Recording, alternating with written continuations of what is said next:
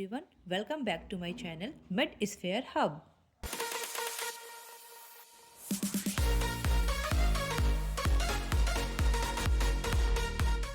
आज हम इस वीडियो में हाइपोवॉल्यूमिक शॉक और कार्डियोजेनिक शॉक को कवर करने वाले हैं। मैंने अपने पिछले लेक्चर पार्ट 1 में शॉक की डेफिनीशन, टाइप और पैथोजेनेसिस ऑफ शॉक को कवर किया है। अगर आपने वो वीडियो नहीं देखा है तो प्लीज़ आप पहले वो वीडियो देख लें, जिसमें मैंने डेफिनीशन, टाइप ऑफ शॉक और पैथोजेनेसिस ऑफ शॉक को कवर किया है। आज हम इस वीडियो में हाइपोवॉल्यूमिक शॉक, जिसमें हम उसके causes, pathophysiology, clinical feature, treatment, इसको डिस्कस करेंगे और साथ में कार्डियोजेनिक शॉक को भी देखेंगे। कार्डियोजेनिक शॉक में हम उसकी definition, diagnostic criteria, common cause, clinical consequence, diagnosis और मैनेजमेंट, इस वीडियो में हम इन टॉपिक्स को कवर करने वाले हैं। So let start our topic, that is hypovolaemic shock. University exam में शॉक एक इम्पॉर्टेंट क्वेश्चन है। शॉक या तो लॉन्ग आंसर में या शॉर्ट आंसर में भी पूछा जाता है। अगर हमारा लॉन्ग आंसर में क्वेश्चन आता है तो हम शॉक की डेफिनीशन, टाइप, पैथोजेनेसिस को डिटेल में लिखेंगे। लेकिन अगर शॉर्ट आंसर में आता है, जैसे हाइपोवॉल्यूमिक शॉक बोल सकता है, कार्डियोजेनिक शॉक बोल सकता है, यूनिवर्सिटी एग्ज़ाम में शॉर्ट में इससे रिलेटेड क्वेश्चन पूछा जाता है। तो let start our topic, hypovolaemic shock.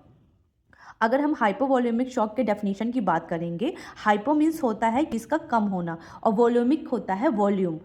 तो हाइपोवॉल्यूमिक डेफिनेशन क्या होती है? Hypovolaemic shock is a type of shock caused by reduction in intravascular volume leading to decreased tissue perfusion and oxygenation। Hypovolaemic shock एक type of shock होता है जो reduction in intravascular volume की वजह से होता है, जो क्या लीड करता है?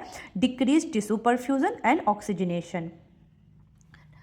हाइपोवॉल्यूमिक शॉक के कॉज की बात करें, लॉस ऑफ ब्लड, जैसे हैमरेज। हैमरेज में क्या होता है? लॉस ऑफ ब्लड हो जाता है ट्रॉमा और सर्जरी के through. Loss of plasma, burn के थ्रू लॉस ऑफ प्लाज्मा होता है। लॉस ऑफ फ्लूइड, जिससे डिहाइड्रेशन हो जाता है। अब डिहाइड्रेशन किस केस में हो सकता है? तो वॉमिटिंग, डायरिया, गैस्ट्रोइंटेराइटिस। अब हम पैथोफिजियोलॉजी की बात करते हैं। तो जो प्राइमरी प्रॉब्लम क्या होता है? Decreased preload. अगर हमारा प्रीलोड डिक्रीज होगा, जिसकी वजह से स्ट्रोक वॉल्यूम डिक्रीज हो जाएगा, कार्डियक आउटपुट डिक्रीज हो जाएगा, जो लीड करेगा poor tissue perfusion and hypoxia. Clinical feature की बात करते हैं।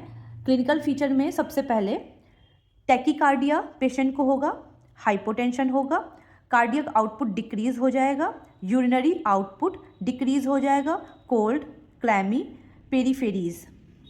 पेशेंट को कन्फ्यूज़न होगा, अल्टर्ड सेंसोरियम होगा। सीवियर केस में पेशेंट की डेथ भी हो सकती है, जिसे हम मोरिबंड स्टेट भी बोलते हैं।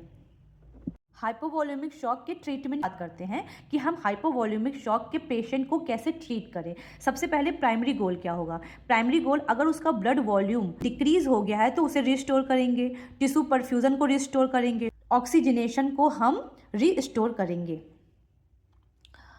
जितनी जल्दी हो सके। मैनेजमेंट में क्या क्या मैनेज करेंगे? सबसे पहले रिप्लेस लॉस्ट ब्लड वॉल्यूम और उसे क्रिस्टलॉइड्स देंगे। क्रिस्टलॉइड्स क्या होते हैं? ये 2 to 3 times the volume of the blood lost must be replaced. Volume of blood lost जो भी होता है वो क्या हो जाता है? रिप्लेस हो जाता है विथ आइसोटोनिक सलाइन।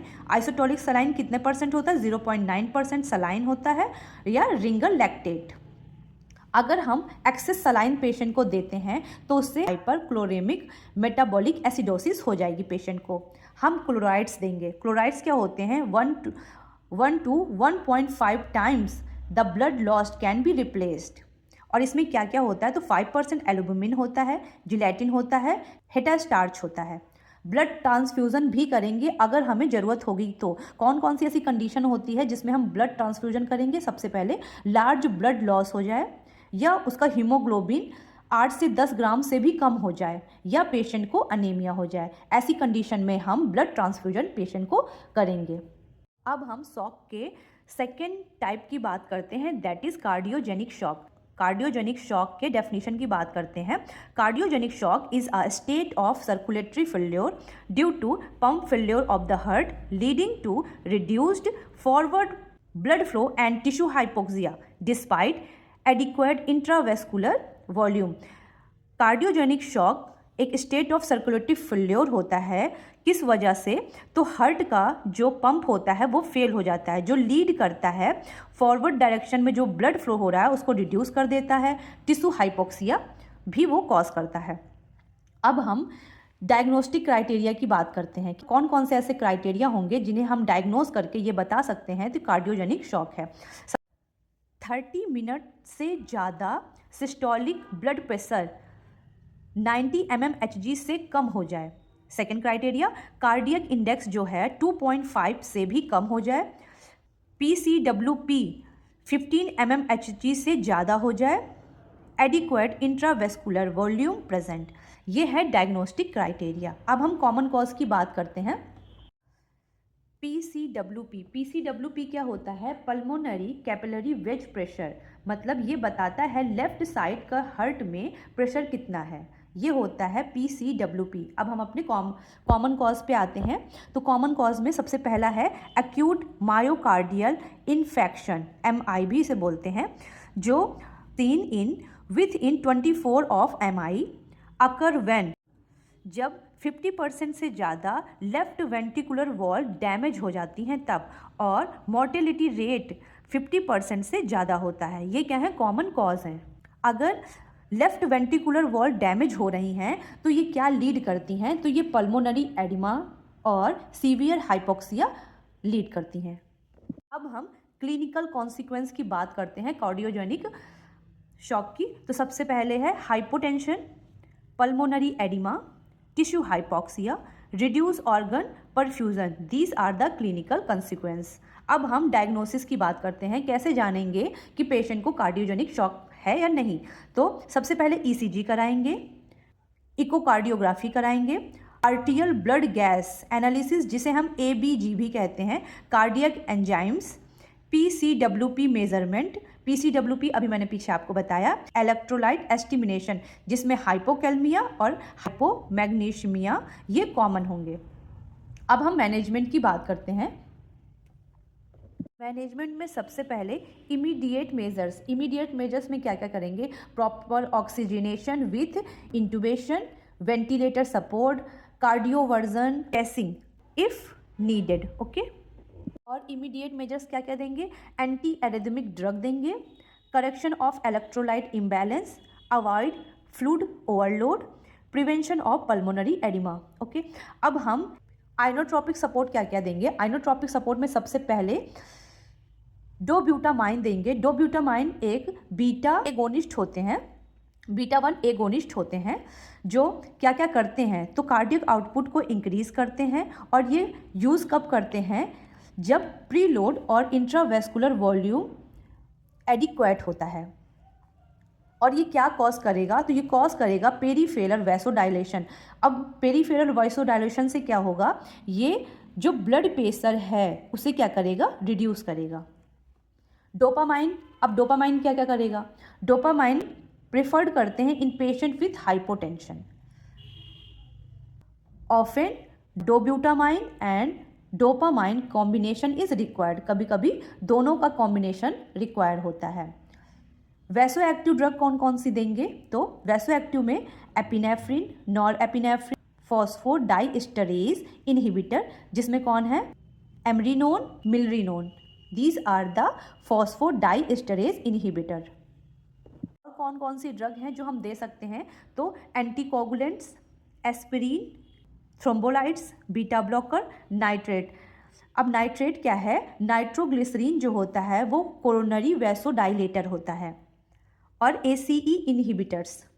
अब मैकेनिकल सपोर्ट की बात करते हैं। मैकेनिकल सपोर्ट में सबसे पहले इंट्रा एरोटिक बैलून पंप का यूज़ करेंगे और इसे इंट्रोड्यूस किया जाता है ट्रांसफीमोरली। ट्रांसफीमोरली क्या होता है? As you can see in the figure, trans मतलब होता है थ्रू और मोरल मतलब होता है फीमोरल आर्टरी या फीमोरल रीजन के थ्रू हम इंट्रा एरोटिक बैलून पंप को इंट्रोड्यूस करते हैं। अब ये इंक्रीज करता है कार्डियक आउटपुट और कोरोनरी ब्लड फ्लो को इंक्रीज करता है। जनरल प्रॉपर्टीज़ में सबसे पहले ये पेन को रिलीव करता है और preservation of remaining myocardium, maintain adequate preload, adequate oxygenation, minimize sympathetic stimulation, correct electrolyte imbalance. These are the general properties. अब डिफिनेटिव ट्रीटमेंट की बात करें, डेफिनेटिव ट्रीटमेंट वो ट्रीटमेंट होता है जो डिसीज़ के रूट कॉज को परमानेंटली ट्रीट करे, सिर्फ सिम्टम को कंट्रोल नहीं करे, ये होता है डिफिनेटिव ट्रीटमेंट। अब पीटीसीए क्या होता है? Percutaneous transluminal coronary angioplasty. दूसरा है CABG, coronary artery bypass graft. These are the definitive treatment.